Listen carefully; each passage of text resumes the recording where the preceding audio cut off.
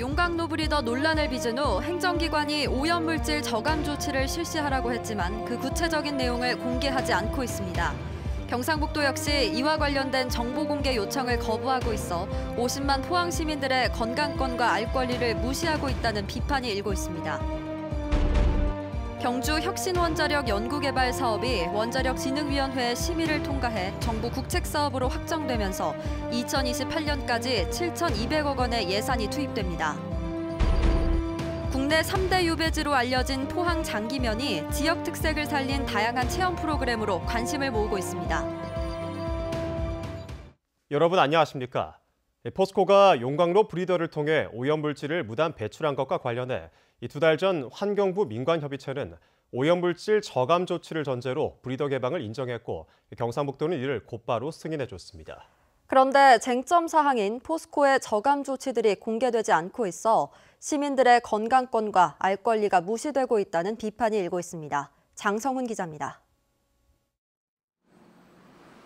지난 9월 초 환경부는 그동안 불법으로 규정했던 포스코의 용광로 브리더 개방을 오염물질 배출 최소화를 조건으로 허용했습니다.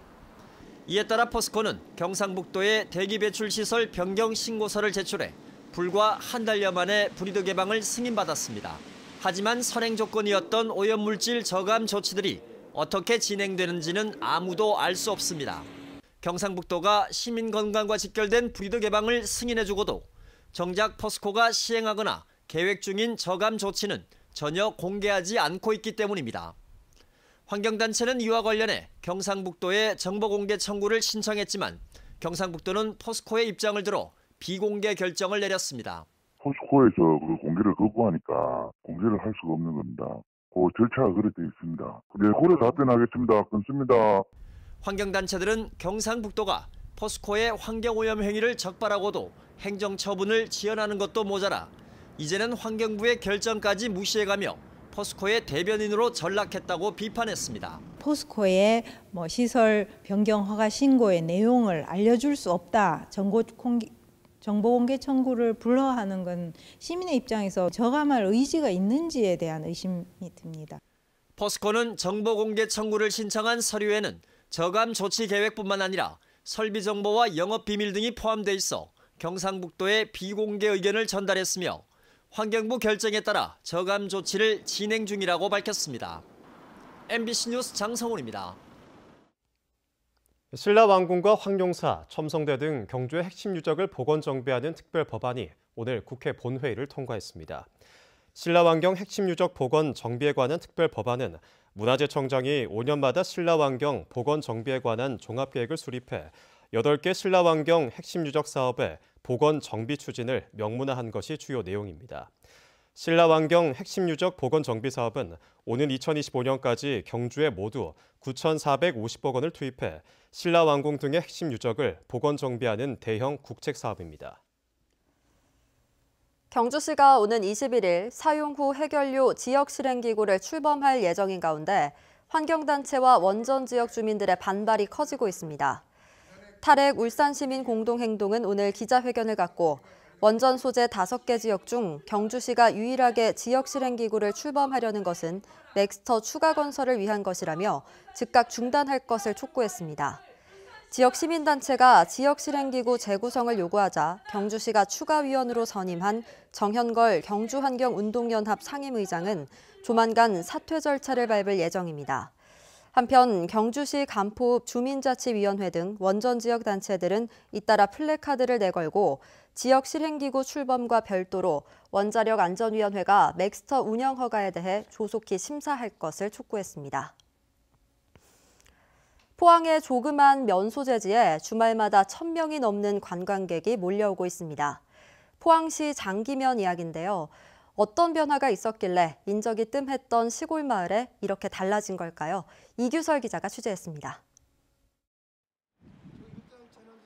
육당 최남선 선생이 우리나라 10경 중 하나로 손꼽은 일출암. 일출암 안쪽으로 너른 들판이 펼쳐지는데 이 일대가 바로 포항시 장기면 소재지입니다. 전남 강진, 경남 남해와 더불어 우리나라 3대 유배지로 알려진 곳입니다.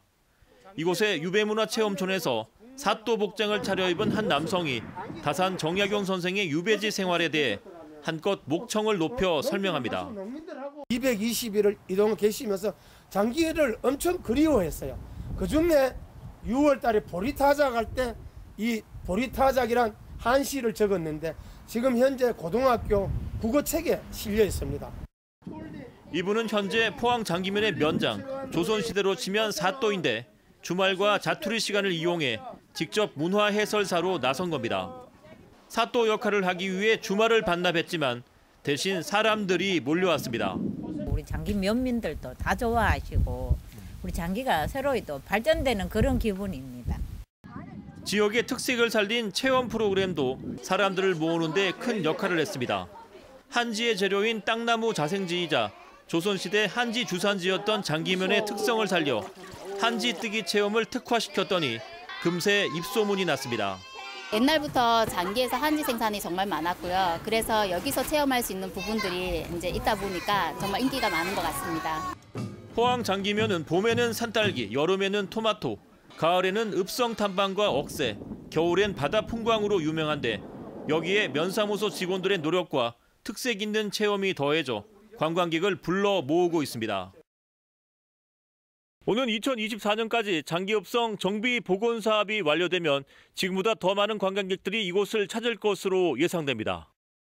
결국 지역이 가지고 있는 특색을 남들과 다른 방식으로 포장하고 우리 마을에 찾아온 사람들에게 감동을 전할 수 있느냐에 따라 지역 활성화의 성패가 좌우된다는 지적입니다.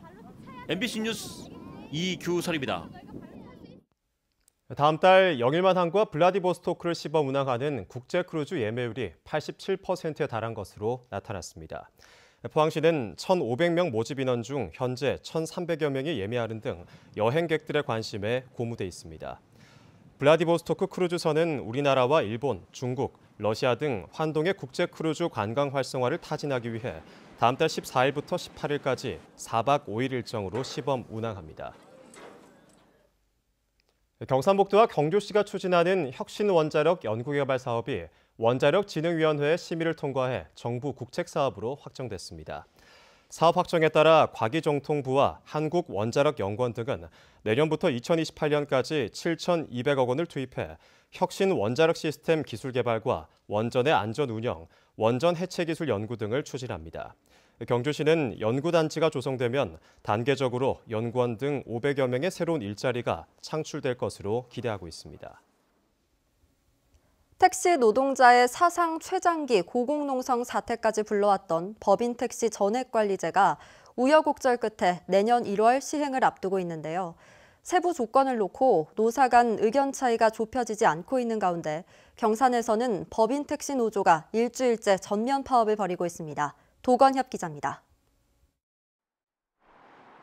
회사 마당이 운행을 멈춘 택시들로 가득 찼습니다. 지난 14일부터 이 업체를 포함해 경산 법인택시 두 곳의 노동조합이 전면 파업에 들어갔습니다. 택시 산학금을 폐지하고 완전 월급제를 도입하는 법안이 지난 8월 국회를 통과해 내년 1월 시행을 앞두고 있지만 수익금을 어떻게 배분할지를 놓고 노사 간 의견 차이가 큽니다. 노조는 택시 노동자 1인당 월급 180만 원을 지급하는 기준이 될 월 수익 금액을 360만 원으로 잡을 것을 요구했지만 사측은 440만 원을 주장해 6차례 교섭이 성과 없이 끝났습니다. 12시간 꼬박 밥 저녁 시간도 굶어가면서 일을 해도 하루에 총 올리는 수익 금액이 11만 원에서 12만 원인데 사측에서 요구하는 조건은 최저임금에 따른 180만 원 주기 위해서는 하루에 17만 6천 원 정도 회사에 입금을 하라고 하니까 저희들은 도저히 감당이 어려워가지고 임금은 최저임금이니까 고정되어 있습니다. 변동할 수 있는 게 매출밖에 없습니다. 그게 문제입니다. 파업 전부터 장시간 노동과 과도한 산학금 문제 해결을 요구하며 경산시청 앞에서 150여일째 농성을 벌여온 택시 노동자들은 노사 협상에서 중요한 문제가 간과되고 있다고 목소리를 높였습니다. 노동조건 개선과 질 높은 택시 서비스 제공이라는 전액관리제의 도입 취지를 살리기 위해서는 기준금을 정할 때 전제 조건을 명확히 해야 한다는 것입니다. 기준금 부족 시에 임금에서 공제를 하겠다든지 징계 해고 조항을 넣겠다 그러면은 예전 산학금제랑 별반 차이가 없으니까 그 기준금이라는 게 저 성과급을 주기 위한 기준금이 돼야지. 업체 한 곳은 노조가 파업을 하자 바로 직장을 폐쇄해 사태가 길어질 조짐까지 보이고 있습니다. MBC 뉴스 도건협입니다. 해양수산부는 제18호 태풍 미탁으로 해안에서 수거된 해양 쓰레기 14,000톤을 처리하기 위해 포항 등 9개 지자체에 국비 60억 원을 긴급 지원하기로 했습니다.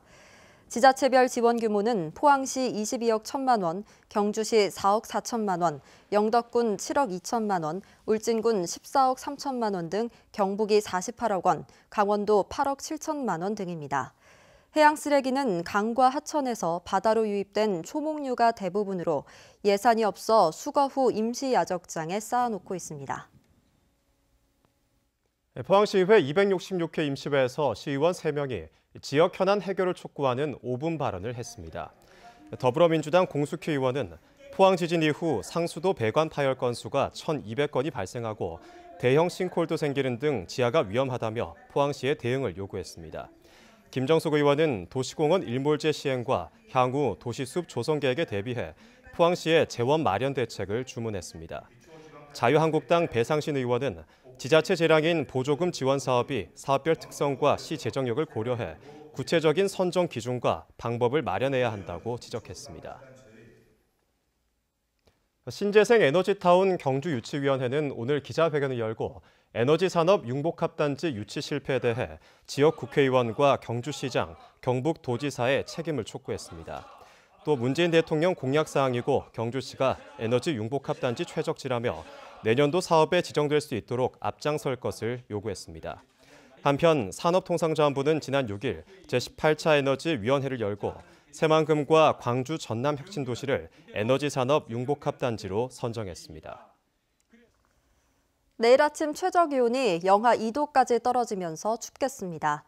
낮 동안에는 맑은 하늘에 한낮 기온 10도에서 11도가 예상되고 주 후반으로 가면서 추위는 풀리겠습니다. 안수진 기상캐스터입니다.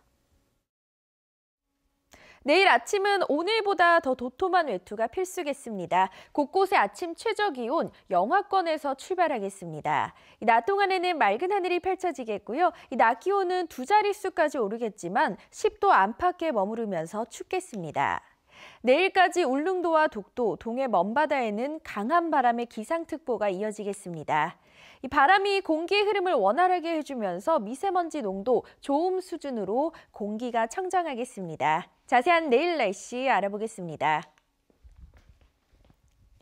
내일 맑은 하늘 보실 수 있겠습니다. 아침 기온 영하 2도에서 0도, 낮 기온은 영상 10도에서 11도입니다.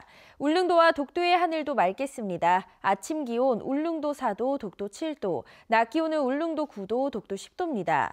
동해상의 하늘 표정도 맑은 가운데 바다의 물결 동해 전해상에서 최고 4m까지 일겠습니다. 모레부터는 차츰 추위가 풀려서 주 후반에는 기온이 평년 수준을 웃돌겠고요. 일요일 오후에는 비 소식이 들어 있습니다. 날씨였습니다. 올해 1월부터 10월까지 포항에서 거래된 분양권 거래는 모두 700건으로 도내에서 가장 활발한 거래가 이뤄졌습니다. 국토교통부 실거래가 자료에 따르면 올 들어 10월까지 거래된 전국 분양권 거래량은 총 6만 8천여 건으로 시도별로는 경기도 시흥시가 3천여 건으로 전국 1위를 기록했습니다. 대구 달서구는 1,200여 건으로 8위를, 포항은 700건으로 13위를 기록하며 도내에서는 1위를 차지했습니다. 경주시는 올해 7개 사업 82억 8천만 원의 특별 교부세를 확보해 지난해보다 37% 증가했다고 밝혔습니다. 주요 내용을 보면 태풍 피해 항구 복구비 39억 8천만 원과 제2금장교 건설 10억 원, 경감로 붕괴 위험지구 정비 3억 원 등입니다. 경주시는 특별교부세로 현재 5개 사업을 추진하고 있으며 지난 15일 확정된 사업에 대해서는 추경 예산에 반영해 시행하기로 했습니다. 경주시는 신라시대 전설이 깃든 서출지를 종합 정비하기로 하고 계획 수립에 나섰습니다. 경주시는 9억여 원을 들여 서출지 일대에 탐방로와 전시관, 의자, 경관 조명 등을 설치하기로 했습니다.